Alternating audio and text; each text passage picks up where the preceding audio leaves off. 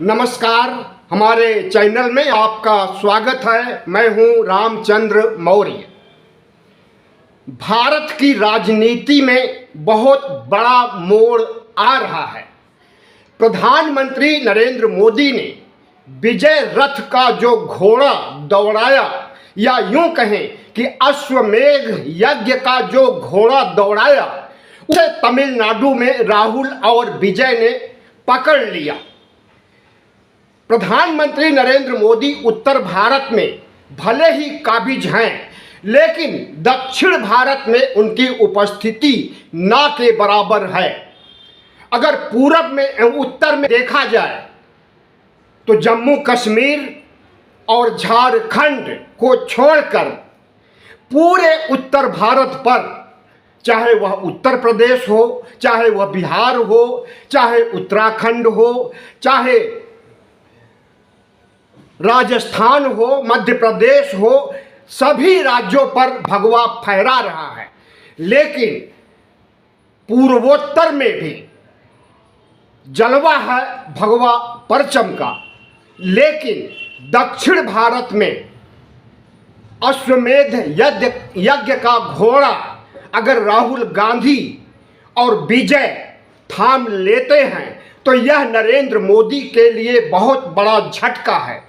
जब से राहुल गांधी अपने 5 विधायकों के साथ तमिलनाडु में टीवीके सरकार को, यानी विजय जोसेफ की सरकार को समर्थन देने का काम किया है, तभी से नरेंद्र मोदी की भ्रिकुटी तनी हुई है और वह जहां जहां भाषण दे रहे हैं उनके निशाने पर राहुल गांधी और विजय जोसेफ आ रहे हैं।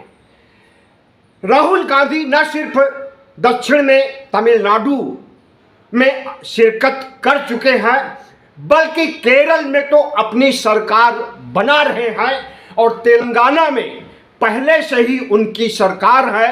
आंध्र प्रदेश में भी उनके सांसदों की अच्छी खासी स्थिति है।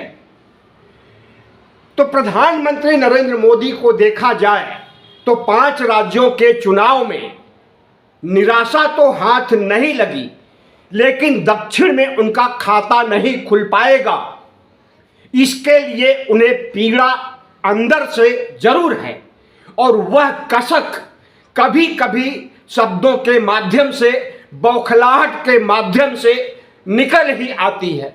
आज उन्होंने बंगलौर में जनसभा किया और उसमें जिस तरह से उनकी पीड़ा और छटपटाहट देखी गई, उससे यही कहा जा सकता है कि राहुल गांधी की उपस्थिति केरल में पूरी तौर पर और तमिलनाडु में इंडिया गठबंधन के तौर पर अगर राहुल गांधी ने सफलता अर्जित कर लिया है, दक्षिण के किले को बचाने का काम कर लिया है, तो यह नरेंद्र मोदी के लिए किसी मातम या सदमे से कम नहीं है। नरेंद्र मोदी का इरादा था कि डीएमके सरकार जो चल रही है उसके बुरे दिन आ गए हैं। एंटी इनकम्बेंसी इतनी ज़्यादा हो गई है कि एआईएडीएमके के साथ मिल करके हम चुनाव जीत लेंगे और तमिलनाडु में अपनी सरकार बनाएंगे एआईएडीएमके के साथ मिल करके। लेकिन प्रधानमंत्री का यह सपना साकार नहीं हो सका और वहां पर न डीएमके की बनी, न कांग्रेस की बनी और न एआईएडीएमके प्लस बीजेपी की बनी, बल्कि एक चौथा पक्ष आ गया जो कि नया है, फिल्मी दुनिया से आया है, अंबेडकरवादी है, ईसाई धर्म का है। उसने जब कब्जा कर लिया तो नरेंद्र मोदी को दिन में ही तारे दिखाई देने लगे और वह अपनी सभाओं में जिस तरह से राहुल गांधी को कोस रहे हैं, जिस तरह से विजय जोसेफ से गठजोड़ करने की नापाक कोशिश किए और इस नापाक कोशिश को विजय जोसेफ ने एक झटके में इनकार कर दिया। चाणक्य अमित शाह का प्रस्ताव था कि विजय जोसेफ एआईएडीएमके आपको समर्थन देगा, लेकिन एक हमारा जो विधायक भारतीय जनता पार्टी का चुन करके आया है, इसे मुख्यमंत्री बनाया जाएगा और आप उप मुख्यमंत्री बन लीजिए और सरकार चलाइए पूरे 5 साल। एआईएडीएमके टीवीके की सरकार को कोई रोक नहीं सकता 5 साल चलने से, लेकिन इस प्रस्ताव को विजय जोसेफ ने एक झटके में इनकार कर दिया और राहुल गांधी के साथ चले गए। राहुल गांधी ने अपने 5 विधायकों के साथ समर्थन किया और धीरे धीरे कम्युनिस्ट और एक स्थानीय पार्टी को विश्वास में लेते हुए समर्थन का आंकड़ा, या यूं कहें जादुई आंकड़ा, पूरा कर लिया।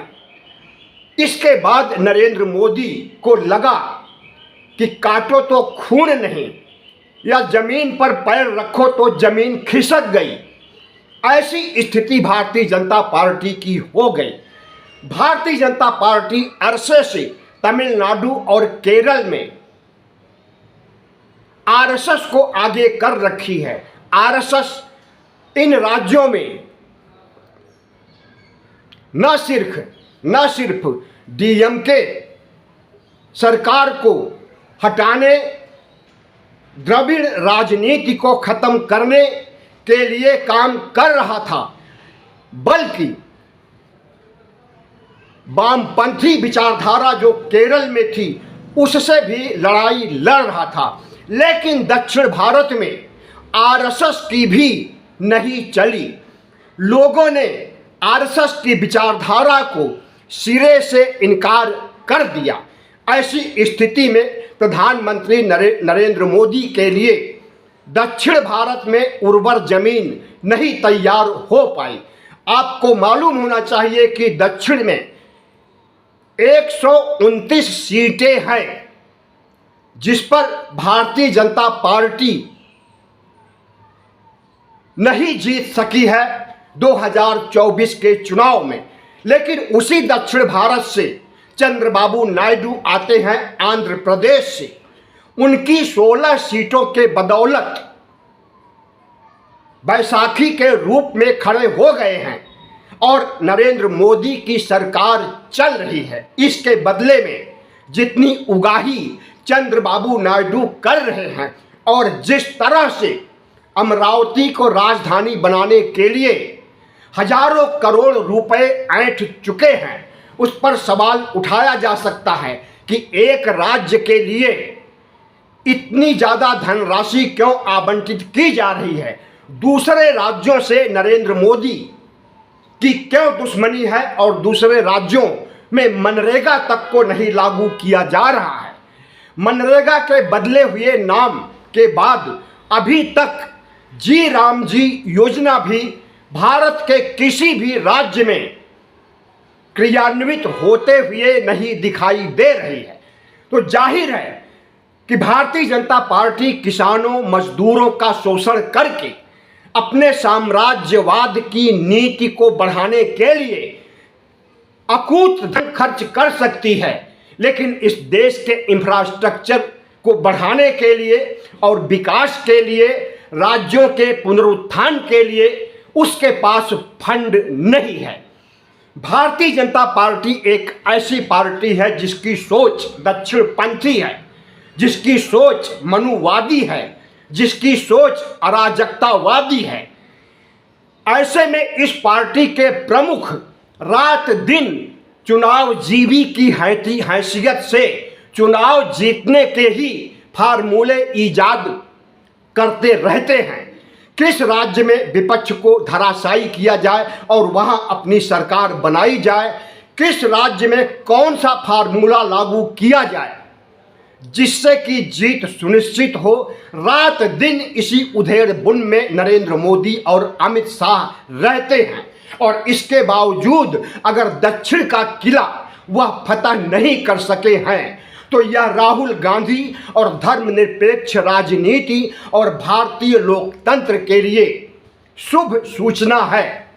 जिस दिन दक्षिण के किले पर भगवा फहरा जाएगा, समझ लीजिए कि उसी दिन हिंदू राष्ट्र बन जाएगा और उसी दिन संविधान खत्म हो जाएगा और उसी दिन देश के 140 करोड़ लोग का भविष्य दांव पर लग जाएगा। वीडियो कैसा लगा चैनल को सब्सक्राइब कीजिए, लाइक कीजिए और शेयर कीजिए।